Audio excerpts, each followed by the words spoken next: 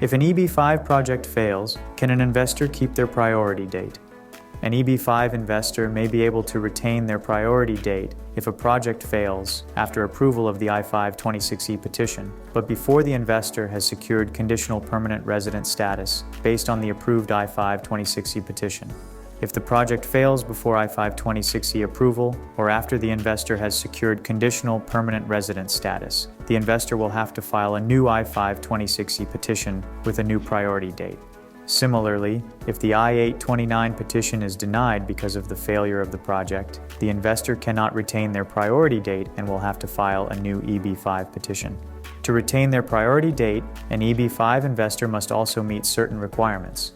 The rules regarding priority date retention apply to new I-526E petitions filed on or after November 21, 2019, when the EB-5 Immigrant Investor Program Modernization Rule came into effect.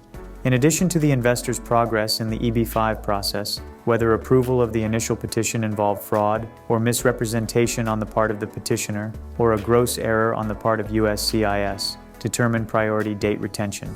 The investor cannot retain their priority date if 1. The investor committed fraud or misrepresented facts, and this led to the approval of the initial I-526E petition, or 2. USCIS finds that it made a material error when approving the I-526E petition. However, if the regional center, new commercial enterprise, or project commits fraud or misappropriates funds, the investor can retain their priority date. Likewise, if USCIS revokes I-526E approval because of a material change, the investor can still keep their priority date. If a regional center, NCE, or job-creating enterprise is terminated or debarred from the EB-5 program, an EB-5 investor may be able to retain their priority date if the investor's NCE associates with another approved regional center within 180 days, or the investor makes another qualifying investment in a new NCE.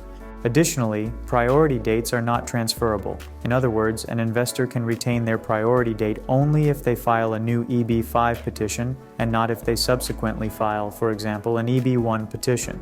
An investor also cannot transfer a priority date to a family member.